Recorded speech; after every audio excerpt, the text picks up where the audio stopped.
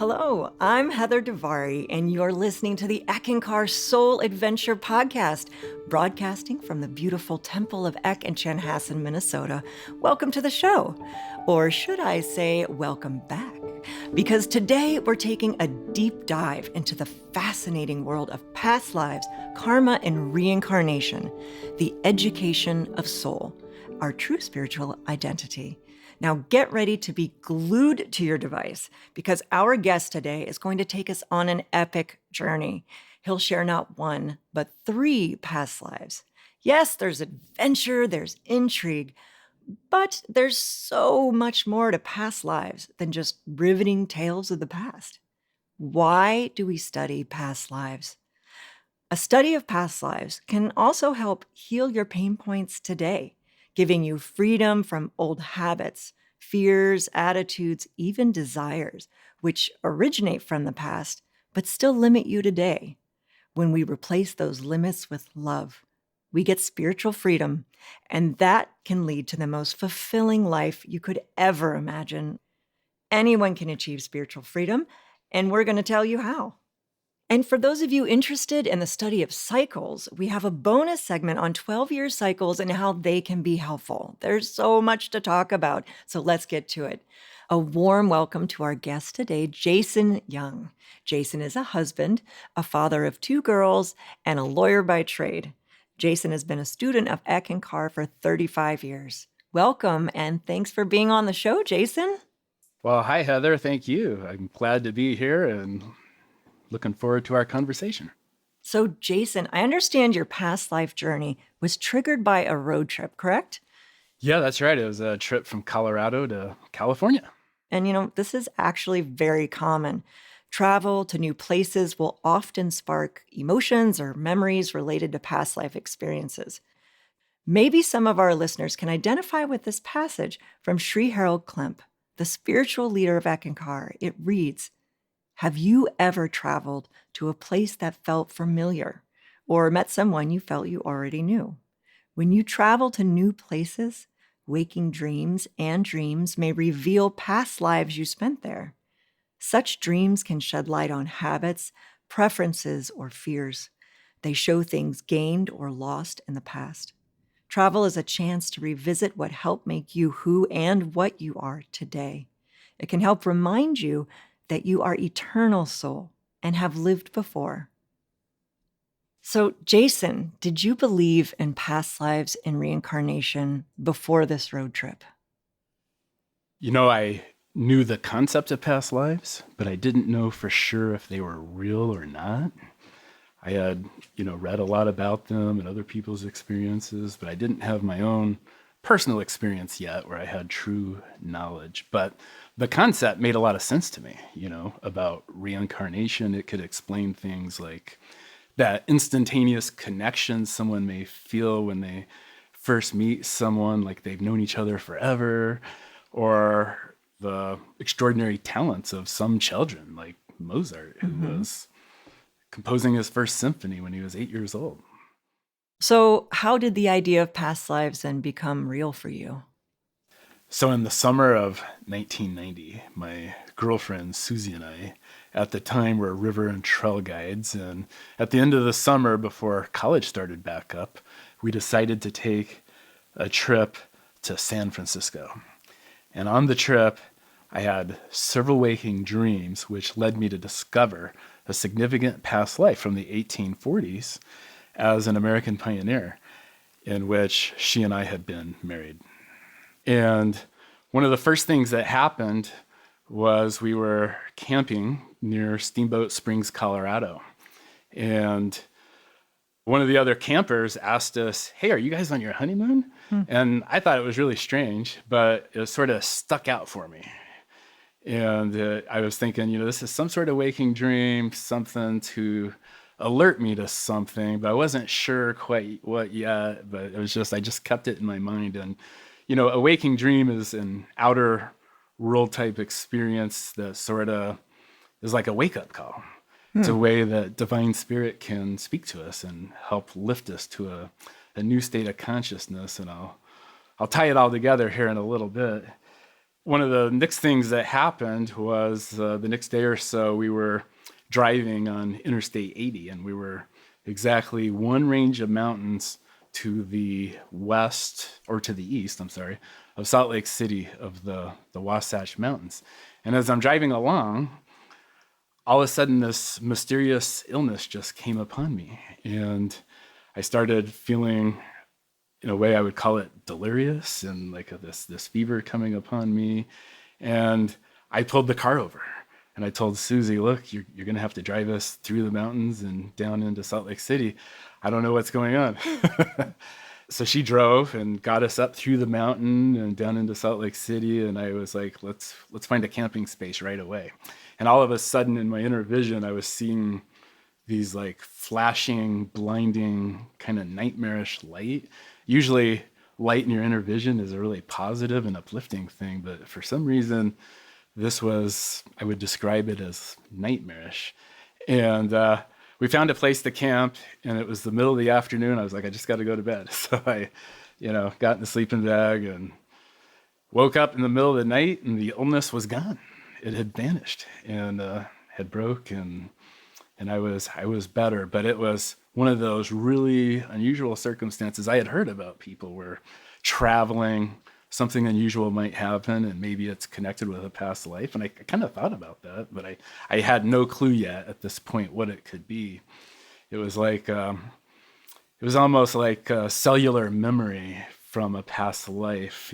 Somehow when I incarnated, some sort of memories coming up and something was being triggered and creating this illness is kind of how I thought about it. So the third waking dream was after we had continued on a few days later, and we had made it to Reno and took a little side tour down to Lake Tahoe, and it was late at night. We thought we could easily find a camping spot, but we couldn't find anything. And we took some side roads and weaved our way back up onto Interstate 80, and we found this rest area. So we just parked the car there at the rest area, and it was probably after midnight. We were exhausted. Susie slept across the front bucket seats. I got into the back of this little Ford Escort where we had the seats down and we had the big ice chest and all our other gear. I just sort of put my sleeping bag on top of the ice chest and slept there. I was so tired, I was able to fall asleep. But when we woke up in the morning, we got out and we saw signs that we were like on Donner Pass. And there was a sign about the Donner Party and at this rest area. And I didn't know anything about history. My girlfriend was a history major, and she knew that the Donner Party was this group of immigrants that had immigrated from Illinois to California back in the 1800s. And they ran into a lot of trouble, which I'll explain in a moment. But it was, we got back in the car and finished driving to the coast in California. And when we got to the Pacific Ocean, we were both there together, and it felt like such a relief. It felt like parts of the trip were difficult, and but we finally made it. Like it was a huge accomplishment, which was also a little strange. Like, we're just driving to California. What's the big deal, right? So, but I started thinking about it in these waking dreams, and I was wondering, could I have been an immigrant, and maybe I had died in a past life trying to get to California? But I thought for sure there's no way I was part of the famous Donner Party, where there's a lot of books written about it and movies and stuff like that. So I ran into some books at a bookstore like a year or two later in a mall, and they had a whole table set up about the Donner Party. I was like, wow, this is really interesting. There are all sorts of books. I picked up one of the books. I looked in it, and there was a list of the names of all the people involved. And there was one person, his name was Jay Fosdick. I was like, if I was anybody, I was probably him, but I knew nothing about it. And I didn't buy a book at that time, but several months later, I decided to look into it more and got some books and read about the Donner Party and found out a lot of very interesting things. So, for example, Jay Fosdick wasn't part of the original Donner Party. And he joined a wagon train in April of 1846 from Illinois, and he did this the day after he got married to a woman named Sarah Graves. And so their whole trip out west was like their honeymoon. So it related to that first waking dream where someone at this campsite had asked us, "Are you guys on your honeymoon?" And so there was this honeymoon. So there was one connection. I was like, well, maybe I could have been him, but what else? And so I learned more about him, and the group he was traveling with, they made it to Fort Bridger, Wyoming in August of 1846. And they had heard about this other group called the Donner Party that had just left a day or two before, and they were taking a shortcut through the Wasatch Mountains instead of the Oregon Trail up north. And supposedly this would take a whole month off the trip. They'd get to California quicker. And so they decided, hey, let's catch up to them and we'll join them. And so they did. They headed out and they caught up with them in August of 1846 at the base of the Wasatch Mountains. And interestingly, it was August of 1990, or 144 years later, 12-year cycles later, when I actually pulled the car over with this mysterious illness that just came up in the same location. And, I know we're going to talk about cycles a little bit later, and the significance of those, but this was where all their troubles really began, was right here at the base of the Wasatch Mountains, because they were led to believe that there was a trail through the mountains to be able to get their wagons through, but there wasn't. And so they had to cut down trees and rig these elaborate pulley systems to get their covered wagons over these huge boulders. It was a ton of work and exhausting. It put them a month behind schedule. And when you're traveling back in the 1800s, you got to be right on schedule to get where you want to go before the winter sets in. But they made it into the Salt Lake Valley, like I said, about a month behind schedule. And then the desert was much longer than they had anticipated as well. They thought it was maybe 40 miles or so, but it was twice as long. And they lost a lot of oxen. And a lot of people in the Donner Party experienced this like sun blindness when you're out in the sun all day and this blinding sun in the desert. And I attributed it that seemed like this blinding light I was seeing in my inner vision, and people would experience delirium. So I was like, another connection. Wow, is this just a coincidence, or could I have really been Jay Fosdick? And then, wow, did you hear the thunder? Yeah, I did. Okay, well, here comes the thunder of a story.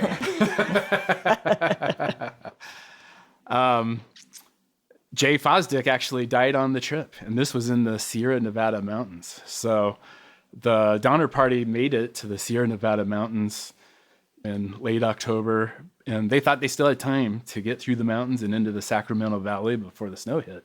But the snow came a month earlier that year, and it was a huge snowy winter, one of the worst ever. I think they got over 22 feet of snow, and there's actually still tree stumps you can see in that region cut off at like the 12-foot level. Wow. Where they had been holed up. That just shows, how deep the snow had been at different times. But in December of 1846, some of the healthiest people in the Donner Party, about 17 people, there were 10 men, 5 women, and a couple of boys, they had made horse snowshoes.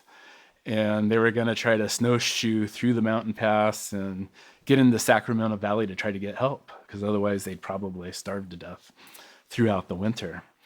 So they took off, and all the men actually ended up dying as snowshoers, except for 2 of them. And Jay Fosdick was the last one. He died frozen and starved to death. His remains famously were able to be used to help the others actually survive. And the rest survived. All 5 women survived, and 2 of the men. And they made it to the Sacramento Valley.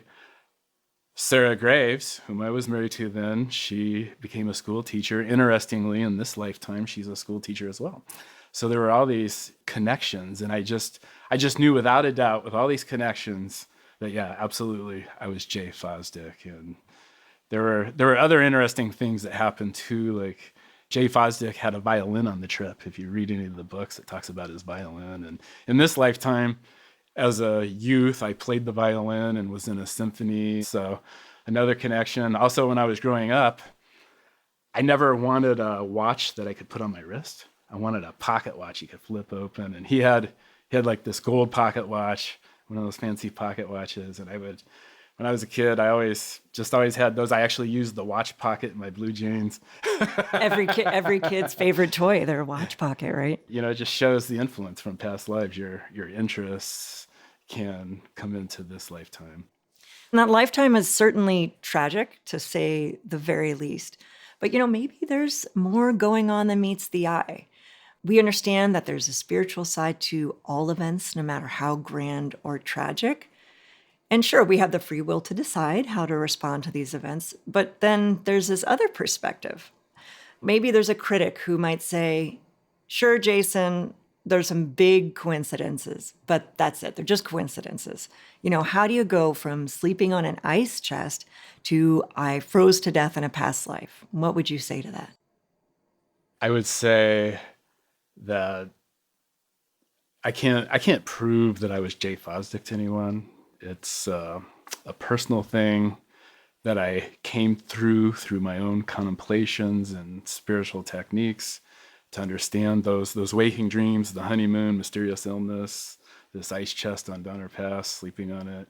All those together and other commonalities just sort of lit up for me. And I realized that I was Jay Fosdick. And it helped explain a lot about this lifetime, because it showed me, why did Susie and I meet in this lifetime?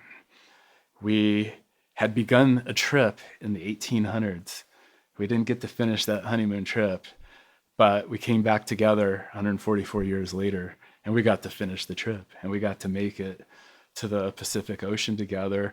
The relationship in this lifetime didn't last much longer than it did in the 1800s for various reasons, but it helped explain why did we come together. There's actually kind of a release and a sense of freedom when you resolve the karma. It's like, you know what? I'm done with that now. I can move on, and I've learned my lesson. It's not like a punishment kind of thing. It's more education to help us grow and be more present today. Well, the story kind of had a happy ending then. I felt the love when you're saying, oh, we got to the Pacific Ocean and that karma was done. And it ended in a very beautiful way. Yeah. Lots of people, I think, are very interested in taking a look into their own past lives. And lots of people have questions. Why is this happening to me? I guess before I was in ECKANKAR, I'd I need to go to somebody else to figure that out. And as soul, we have that ability to go straight to the source. There are spiritual tools we can use to look into the deeper reason for the events in our lives. Later, we will try a universal spiritual technique that can help anyone get the answers to their own burning questions. So, Jason, now you're equipped with this understanding of karma and reincarnation. You knew there was more to your story as soul. What happened next?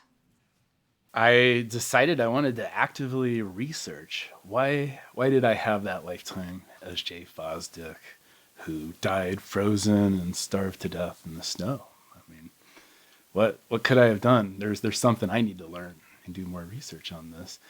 And interestingly, I hadn't made the connection yet, but I had learned about another past life, this time as an Aztec priest. And the way that came about was in the mid-1990s, I was traveling in Mexico and was outside Mexico City at an archaeological site. I'm probably not pronouncing it correctly. I call it Teotihuacan. There's these huge pyramids, the largest ones in all of North America, I believe. And there's this Temple of the Moon, Temple of the Sun, in this large complex. And I was there visiting it and climbing on the pyramids and checking it out. And a person was selling his crafts and stuff, and he had this flute that he tried to sell to me. And the flute is a strong spiritual symbol for me. In ECKANKAR, the sound from the soul plane is like this single note of a flute, this inner sound of God that can uplift and purify us. The flute was colorful, like the Aztec culture, but it had a dark side to it too. The colorful side was it was made out of this beautiful pottery and had these Aztec images, like a man in this eagle costume riding this flute. And he had like an opal on his heart, and there was tiger's eye and other gemstones on there. It was very beautiful. But at the end of the flute was a sharpened obsidian stone, much like what Aztec priests would have used to sacrifice people. And I declined purchasing it. I was like, well, no, I don't need that. I just want to enjoy this sight. But he kept following me around and asking me. And when I left, he caught up to me again. And so I decided I'll just offer him a low amount of money and he'll probably just leave me alone. But he accepted it and basically said, look, this flute is yours. This is supposed to be for you. So I took it and I bought this flute. But within a few days, I had this splitting headache. And I'd never had a headache like this before. And I had it on the airplane, even on the way home, back to the United States. And it forced me to go within to find out, well, what's going on? Again, there's this thing happening in the body, some sort of possible cellular memory of something or something trying to give me a message to awaken me to a higher consciousness. So in contemplation at home, my inner spiritual guide helped me see that I had had a lifetime in which I was trained to be an Aztec priest to sacrifice people so the sun would rise another day. But I knew it was probably a lie, right? But it was a way to control people. And I had a choice in that lifetime to say, no, I'm not going to do that. It's not true. And I might have been sacrificed myself, but I followed the cultural norms that I was brought up in and did what was expected. So one might say you kind of went against spiritual law, even though you knew it was wrong, to save yourself in that lifetime. Right. Life is sacred. There's sanctity of life and respect for life. That's an important thing that we learn in all our lifetimes, to respect that sanctity. So I want to go back for a second, Jason. You mentioned in contemplation at home, your inner spiritual guide helped you see that you had this lifetime as an Aztec priest. Can you tell me a little more about this inner spiritual guide? Who is that and how would they help you see this lifetime? Yeah. So I look to Harold Klemp, who's known as the Mahanta, the living Eckmaster. He's both an inner and an outer teacher. And outwardly, he writes books, gives talks, has spiritual study courses. Inwardly, he can meet with spiritual students. And I've had many inner experiences with him and help us to resolve karma in our dreams, for example. Anybody can look to whoever they want to as their spiritual guide. It could be Jesus or Buddha, for example. But for me, it's Harold Klemp. And there's an advantage in having a guide through life. And I think back to my whitewater rafting days when I used to go through class 5 rapids with these huge waves, and you have to do these complex maneuvers to get through so you don't flip and get injured. But my first time through that section of a river, I didn't do it on my own. I had a guide, who knew the area, who had been there before. And so having a guide that has God realization and has gone through this working off of karma and resolving past lives, all this type of work, it can save you a lot of wear and tear. So that's what I'm grateful for having. So, Jason, you mentioned Sri Harold Klemp, and for our listeners out there who maybe don't know who he is one in an unbroken spiritual lineage of Eckmasters, is what we call them. They're God-conscious, realized beings, spiritual beings that still can work with people. Sri Harold Klemp is currently the living Eckmaster, and he has written more than 100 books. He talks all over the world. You can hear those talks on YouTube. For me, I see him as like a spiritual coach. He's been there. He's seen the road of what God consciousness looks like, and he can come back and coach me on how to walk my life better in this lifetime. He won't walk it for me. There's no worship, but like you, I've seen the amazing things that can happen, and working off karma and dreams is one of those things the inner master, the Mahanta, can help us do. And it's such a beautiful benefit to these teachings. I totally agree. And one of the things when you were talking that came to me was that the most amazing benefit working with this inner teacher, when you start to work with that teacher, you actually, all your karma from all these past lives, the teacher takes that karma and then is able to hand it back to you in a way that you can actually capture the lessons. This whole thing, this whole trip that I went on with Susie in this lifetime, that was orchestrated by the Mahanta. This was so that I could make this connection and understand, better who I am today and resolve these other lifetimes. So we may have a ton of karma in this big pile that's basically part of one lesson. And working with this inner teacher, once we learn that lesson, the rest of that can just be passed off into this spiritual stream and dissolved. We don't have to keep incarnating for thousands of lives to get it all out. It's an amazing, wonderful gift that we have in this lifetime on this planet today to be able to work with this teacher. Your sight began to open and you saw these things. You were able to make these connections. So what were some of those connections?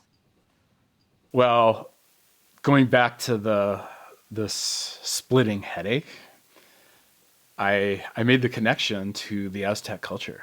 On one hand, there's this beautiful spirituality with it. They have these wonderful symbols like the eagle, which flies high in the sky, has this amazing vision. Very, very colorful and beautiful. But then there was also this dark side of human sacrifice. And so there was this split in the consciousness of the Aztecs, and here I had this splitting headache.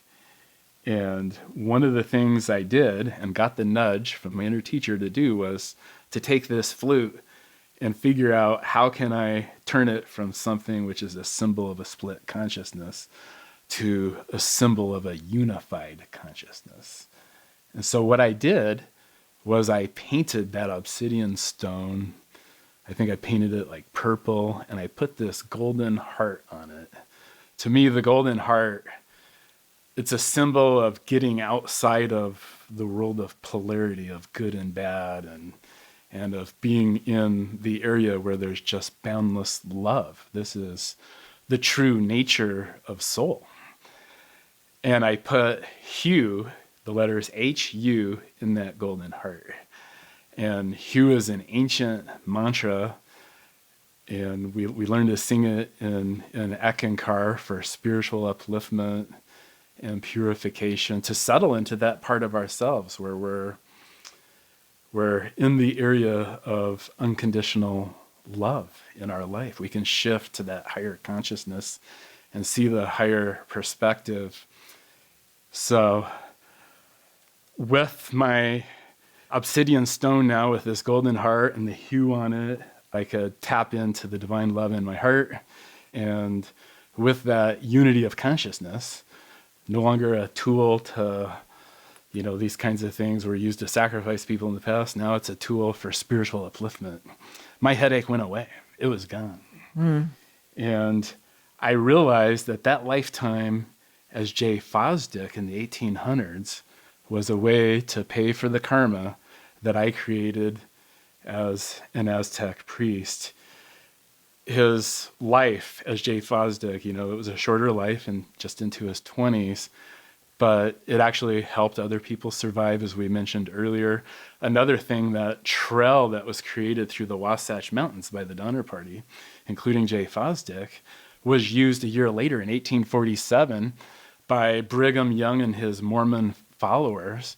And in fact, they even have like a monument in Salt Lake City about the Donner Party and in their gratitude, because it helped them get settled into the Salt Lake Valley in enough time that they could actually get some crops in the ground and grow them and harvest them before the winter set in, and otherwise they may have had starvation. So his lifetime, a lot of the work, it was a sacrifice itself, but it resolved this karma as the Aztec priest. Wow. Thank you so much for kind of bringing that together. So, Jason, to recap, your spiritual research led you to conclude that your tragic fate as an American pioneer was to balance the choices you made in your lifetime as the Aztec priests. And to me, that's the law of karma, or cause and effect in action. Personally, I like to think of karma as a divine system of ethics and justice, and nobody is above that spiritual law, which for me really is a comforting thought, because I can leave the judgment out of life knowing that everything is in its perfect place. But Jason, forgive me. These stories they're a little dark. And where's all the good karma in this? Like, where's the love? Good question.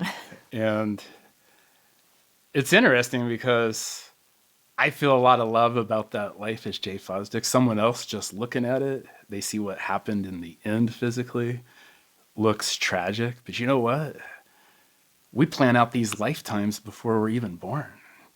We set up an agenda. This is what I want to accomplish and get done. It's not a mistake. We're not victims.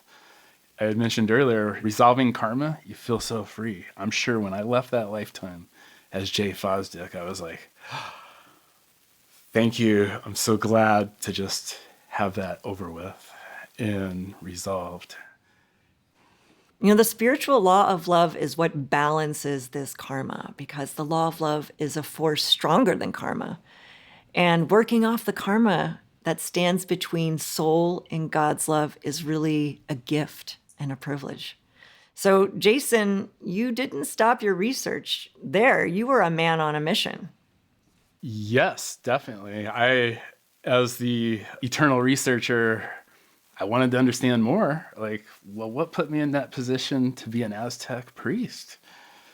Why was I in this awful position to choose to sacrifice others or possibly be sacrificed myself?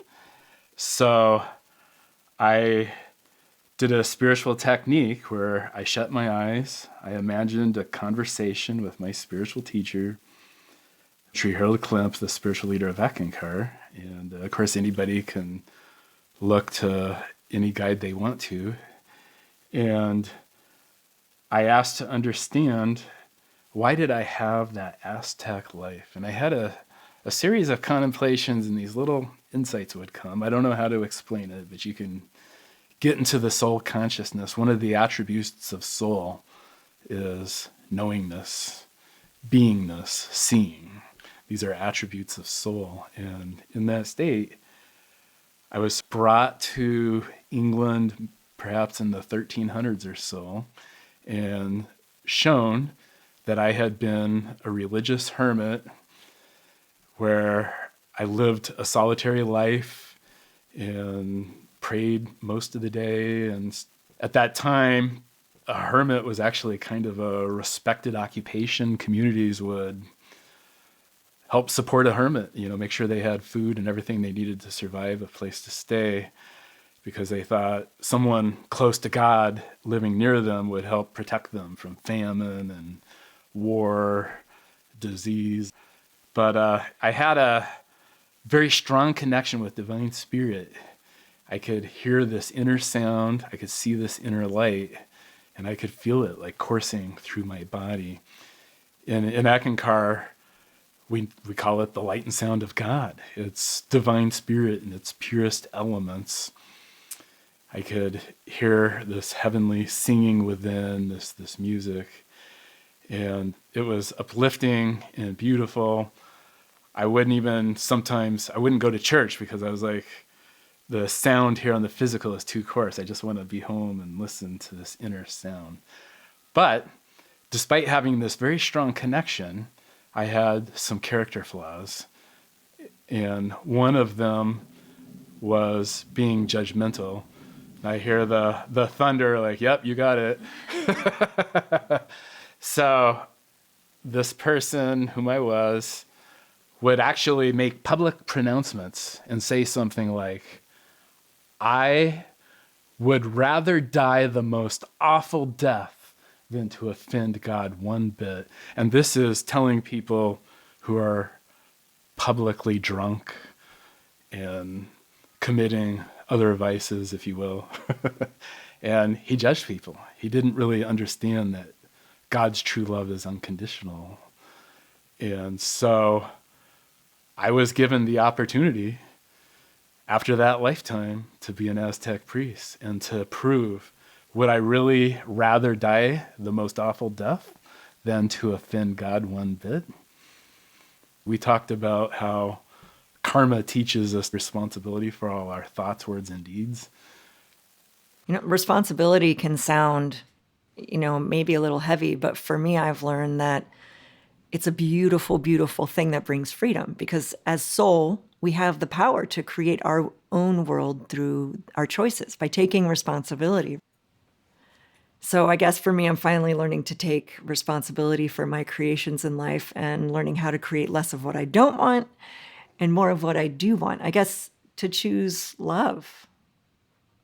So maybe someone listening is ready to move beyond their present circumstances into a life of greater love. So how do we change our fate? Is there a way off this crazy ride called karma and reincarnation? The answer is yes. Helping people resolve karma and gain spiritual freedom in this lifetime is kind of ECKANKAR's sweet spot. On this spiritual path, one can work off tremendous amounts of karma, both in the dream state and through the spiritual exercises. The spiritual exercise most commonly used in ECK is the hue, an ancient mantra and sacred sound. And Jason had mentioned this earlier as a tool that he used. It's easy yet powerful. Hue has been used for centuries to uplift people spiritually. It works as a tuning fork to the spiritual current. Hue doesn't change your beliefs, but it can enhance your spiritual practice. Now, a daily practice of singing hue opens us up to the higher perspective so we can make better choices. Better choices means less karma, and less karma means more freedom. Who doesn't want that? And when karma feels like too much to bear, hue can tune us into divine guidance that can lead us through those dark nights of soul and into a life of fresh opportunities. So to start this exercise, we'll play a short audio excerpt from Sri Harold Klemp, then we'll sing hue.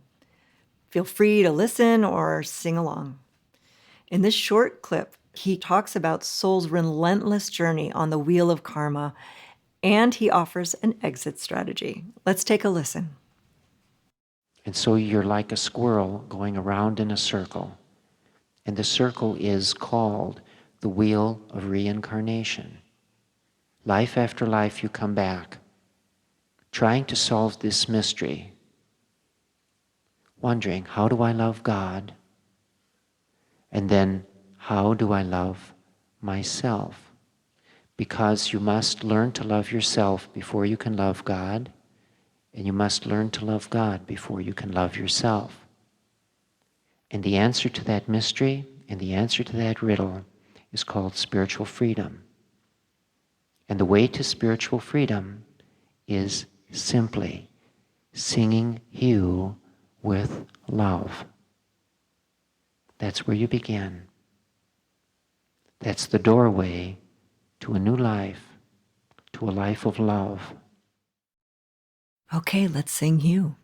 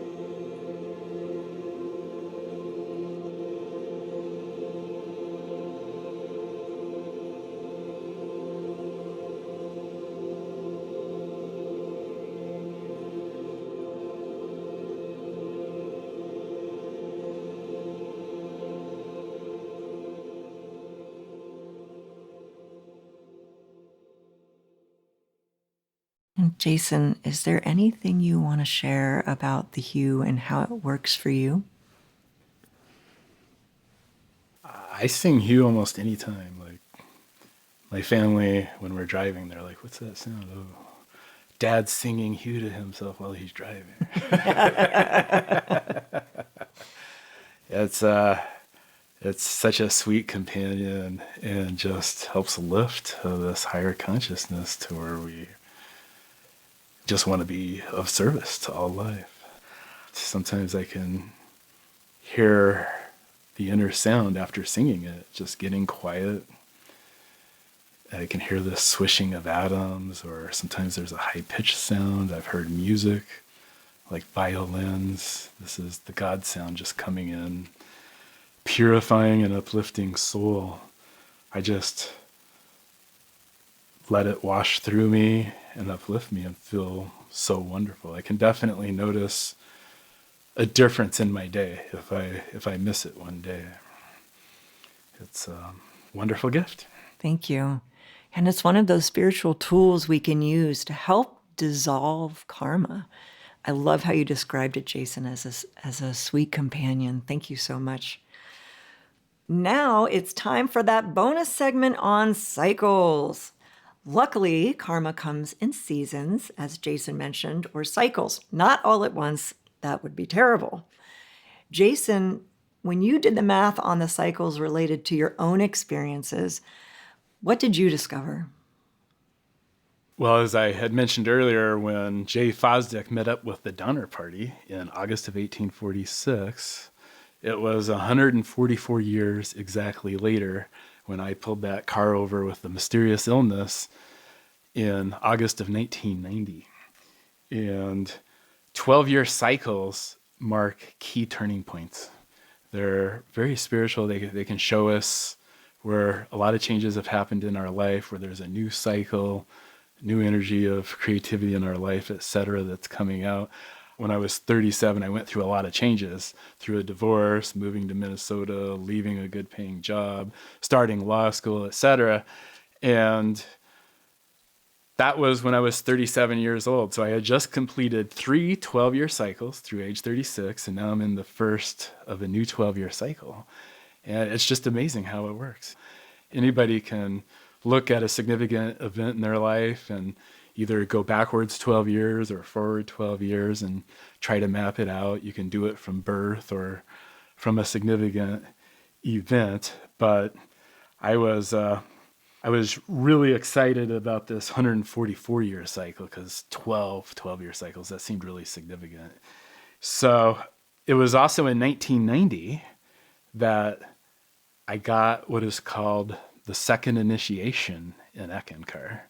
And what this is after a spiritual student has studied the spiritual living courses for 2 years, they can take the second initiation. It's a very simple ceremony that happens outwardly where you're giving like a secret word to chant that's all your own. And inwardly, there's an experience with the Mahanta, the inner teacher that we talked about earlier, and a connection with this light and sound of God, this full link up with the light and sound of God. And then after that, you get the opportunity to work off all your karma this lifetime. That's where the master takes on your karma, feeds it back to you in a coherent, gentle way that you can understand, make the connections, do the learning with, and without wearing out your body too much. Mm-hmm. And I thought about how are these connected? And I had this connection as this hermit in England, religious hermit there, with the light and sound, but probably not such a good connection for several centuries thereafter. And finally now, in 1990, I got it again. It was like it had to be earned because there's that responsibility that goes with the connection. In 1991, I traveled from Colorado to Minneapolis to listen to a talk by Sri Harold Klemp. And Sri is just a word of respect in front of his name given to the spiritual leader. And he still gives these talks today, every year in Minneapolis.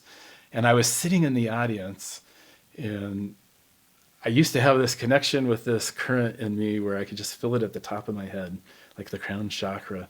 But as I was sitting there listening to him talk, there was this light that lit up within the middle of my head and radiated out in all directions. I could feel the warmth in my cheeks. It was this wonderful, beautiful experience. And as soon as the talk was over, I hurried to the bathroom. I wanted to look in the mirror, see if I could see this light. I was like, can other people see this? Because, man, I can really feel it. It's really strong. No, you can't really see it, but it was there. And it was the light of soul lighting up within me, meeting the God-man, and having Sunghu in my spiritual exercises, it lit up to me. It's not something you can force to happen. It's like an experience of grace. But a lot of people report these kinds of experiences, at seminars. Some people have had healings and beautiful out-of-body experiences in the inner worlds with the light and sound, etc. So it's a wonderful gift to have the God-man here on the planet. The end result of all spiritual growth is service without expecting anything in return. That's when we get to that point, that's when we're beyond karma. That's the goal. Jason, it's really beautiful. Thank you for sharing that. And it shows that, yes, anyone can have a spiritual experience and enlightenment, even attorneys. Yeah, there you go, attorneys. I like attorney jokes too. But experiences in the light and sound of God are not just for saints and gurus. Speaking of experiences, you can try this simple exercise tonight to uncover your past lives. It's very easy. All you have to do is make a list of people and things you like or dislike. Also, note if you feel a special attraction to a country, a location, maybe even a special time period in history. And know there's a reason for these interests. Now, pay attention to your dreams to see if you make any past life discoveries there. Well, this brings us to the end of our journey for today. Jason, thank you so much for being here and sharing your experiences and insights with us. My pleasure. I've really enjoyed it. Thank you. Me too. Such incredible stories. And if you're listening and you want to incorporate any of the tools or ideas from this episode into your spiritual journey, feel free to check out the show notes. You'll find tons of resources to help you discover your next spiritual step. I highly recommend the free Hue app. I use it every single day, and I love it. So thanks again for listening, and all the best on your soul adventure. Until next time.